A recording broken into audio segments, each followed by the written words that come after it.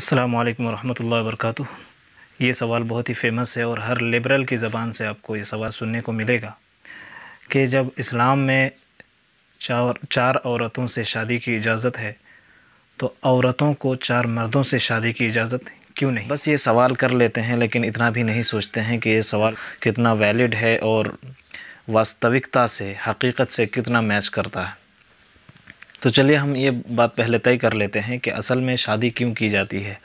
तो शादी आम तौर पे जो दो मकसद को पूरा करने के लिए करते हैं। पहली चीज़ ये है कि इंसान के अंदर सेक्सुअल डिज़ायर्स होते हैं, जिनसी ख्वाहिशात होती हैं, वासना होती हैं। तो उनको पूरा करने के लिए बहुत से गलत रास्ते भी हैं, लेकिन जो सही रास्ता है और जो समाज में जिसकी इजाज़त दी जाती है और जिसमें औरतों की रक्षा होती है और उनको धोखा देने का चांस बहुत कम होता है, वो शादी का रास्ता है। ये एक मकसद हुआ। दूसरा मकसद ये है कि इंसान की आबादी और इंसान की नस्ल को आगे बढ़ाने के लिए शादी बहुत ज़्यादा ज़रूरी है। सेक्स ज़रूरी है तो उसको उसूल और ज़ाब्ते के साथ अगर किया जाए तभी ये मुमकिन है, वरना शादियों के बग़ैर सेक्स हमने देखा है तो उसमें बच्चों को रोड पे डाला जा रहा है, कूड़ेदान में डाला जा रहा है, अबॉर्शन हो रहा है, इस तरह के बहुत सारी चीज़ें और बहुत सारे फसादात सामने आ रहे हैं। तो मोटे मोटे ये दो मकासद हैं जिनके पूरा करने के लिए इंसान शादी करता है। और भी दूसरे छोटे मोटे मकासद हो सकते हैं, इसमें कोई ये नहीं है, लेकिन ये बुनियादी मकासद हैं। अब आते हैं उस सवाल की तरफ जो आम जहनों में आता रहता है। तो अब पहला मकसद अगर हम देखते हैं, सेक्सुअल डिज़ायर को पूरा करना।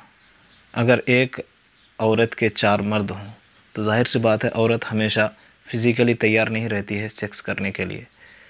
जैसे उसको कभी ब्लड आता है, उसके पेट में बच्चा होता है, बीमारियां तो खैर छोड़ दीजिए, दोनों के लिए है। तो ऐसी सूरत में क्या चार मर्द वेट करेंगे कि जब उसका ब्लड ख़त्म होगा तो उससे हम जो है अपनी प्यास बुझाएंगे। ऐसी सूरत में वो मर्द बेचारा क्या करेगा, बल्कि चार मर्द क्या करेंगे? क्या चारों में लड़ाई नहीं होगी? तो इसको ध्यान से सोचने की ज़रूरत है। दूसरा जो मकसद है, इंसानी आबादी को आगे बढ़ाना। तो अगर एक औरत के चार मर्द हों तो उस वक्त बच्चा एक ही जन्म लेगा और उसके दौरान जो मुद्दत होगी 1 साल, और फिर उसको परवरिश करना, तो चार मर्द मिल कर के एक बच्चा पैदा करेंगे। तो जाहिर सी बात है कि इंसानी आबादी इस तरह से ख़त्म हो जाएगी और मौत जिस तरह से आती है उस हिसाब से बच्चों की पैदाइश का रेशो नहीं होगा। तीसरी बात यह है कि इससे जेंडर डिस्क्रिमिनेशन का ख़तरा है कि एक औरत के यहाँ जब बच्चा पैदा होगा तो चार मर्द या उसके जितने भी मर्द होंगे जिनसे उनके ताल्लुकात होंगे, उनके दावेदार खड़े हो जाएंगे और कहेंगे ये मेरा बच्चा है। जाहिर सी बात है बच्चों की किल्लत होगी उस वक्त और हर कोई झगड़ा करेगा कि ये मेरा बच्चा है। तो आखिर इसको कौन तय करेगा? ये जब बड़े पैमाने पर होगा, हर तरफ से अगर ये मसला खड़ा होगा तो जाहिर सी बात है इस फैसला से कोई मुतमईन और संतुष्ट नहीं होगा। चौथी बात फितरत के ताल्लुक़ से है। एक कोठे पर रहने वाली औरत के भी कई मर्द से ताल्लुकात होते हैं, लेकिन कोठे पर वो कभी खुश नहीं होती है, कभी उसको चैन और सुकून नहीं मिलता है। लेकिन वही औरत अगर शादी के ज़रिए से किसी शौहर के घर में हो तो वो इत्मीनान वाली ज़िंदगी गुजारती है। आखिर ऐसा क्यों होता है? अगर उस औरत की जगह मर्द कोठे में रहे तो क्या मर्द को भी वही बेइत्मीनानी होगी? मुझे नहीं लगता है कि वो बेइत्मीनानी होगी। पॉर्न इंडस्ट्री में जो काम करते हैं उसमें औरतें ही ज़्यादा पीड़ित क्यों होती हैं, मर्द पीड़ित क्यों नहीं होते हैं? जाहिर सी बात है, नेचर है, औरत का नेचर है कि वो एक परफेक्ट मर्द की तलाश में रहती है और जब उसे परफेक्ट मर्द मिल जाता है तो फिर वो दूसरे मर्द की ख्वाहिश नहीं करती है। अगर किसी औरत को किसी मर्द से संतुष्टि नहीं मिल रही है तो उसके लिए इस्लाम ने रास्ता खुला रखा है। वो चाहे तो खुला ले सकती है और दूसरे मर्द से शादी कर सकती है, इसमें कोई मसला नहीं है। अगर उसको एक्सटर्नल इफ़ेक्ट्स उस पर ना पड़े हों तो उसकी नेचर यही है। अब उसके नेचर को बिगाड़ने वाले सीरियल्स, वेब सीरीज़, फिल्म्स और दूसरे आइडियाज़ अगर कोई थोपने वाला हो तो जाहिर सी बात है नेचर उससे प्रभावित होता है, मुतासिर होता है। तो फितरत और नेचर की जब बात करें तो औरत कभी भी नहीं चाहती है कि उसके कई मर्दों से ताल्लुक़ात हों, तो ये नेचर के भी ख़िलाफ़ है। पांचवी बात यह है कि तरबियत का मसला होगा, बच्चे को पाल पोस के बड़ा करना, उसको अच्छे से देखभाल करना। अब वो औरत किसके घर में रहेगी, या क्या चारों या सातों आठों मर्द उसी एक घर में रहेंगे या अलग अलग घर में रहेंगे, और घर की ज़िम्मेदारी कौन उठाएगा, बच्चों की तरबियत किसके ज़िम्मे होगा, कौन खर्चा बच्चे का उठाएगा। अगर चारों मर्दों में से कोई निकम्मा हो और कोई बहुत ज़्यादा कमाने वाला हो और दोनों में झगड़ा हो, एक कहे कि मैं जितना देता हूँ उतना तुमको भी देना होगा, तो इसका फ़ैसला कौन करेगा।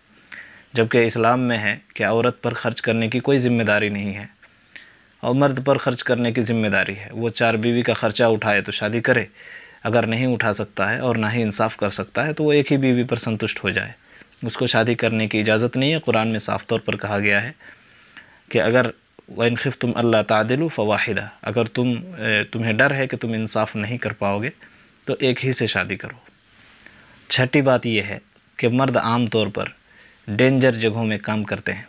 फ़ौज में लड़ाई के वक्त हमेशा मर्द को ही इस्तेमाल किया जाता है, हुकूमतें मर्दों का इस्तेमाल करती है।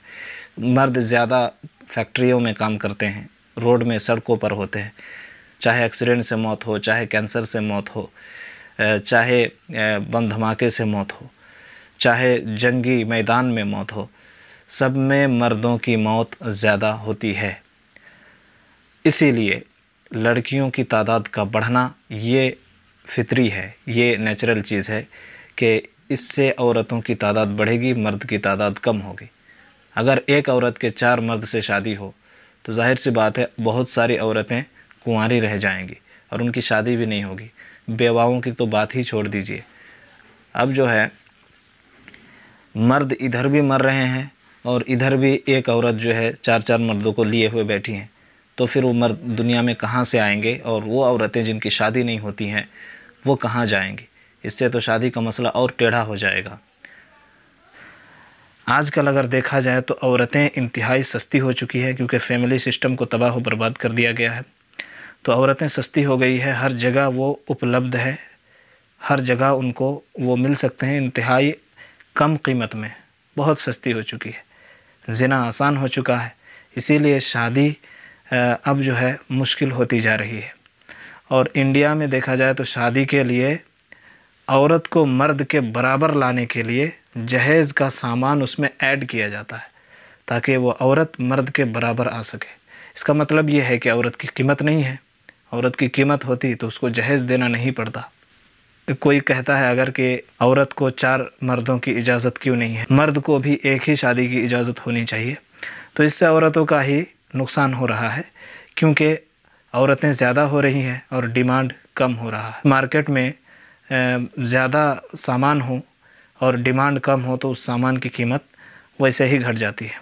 कुल मैंने 6 कारण बताए हैं। इस वीडियो को तैयार करने में मैं थैंक कहूँगा हमारे मोहतरम भाई सुफियान खटक साहब को। इनकी तहरीर से मुझे काफ़ी मदद मिली है। तो ये कुल 6 असबाब हैं, 6 कारण हैं जिनकी वजह से इस्लाम में 4 औरतों से शादी की इजाज़त है और ये मना है कि एक औरत 4 मर्दों को रखे। और भी कई मेडिकल साइंटिफिक कारण हो सकते हैं जिनका मैंने ज़िक्र नहीं किया है। एड्स से 10 लाख से ज़्यादा लोग हर साल मर रहे हैं। ये आंकड़े बताते हैं कि अगर इस निज़ाम का, इस सिस्टम का वायलेशन किया जाए तो ये इंसान के हक़ में बेहतर नहीं होगा। आपके जहन में ये सवाल आता होगा कि इस्लाम ने 4 शादियों की इजाज़त क्यों दी है, 4 औरतों को एक साथ रखने की इजाज़त क्यों दी है मर्दों के लिए। तो मैं कहता हूँ कि ये इजाज़त है, हुक्म नहीं है।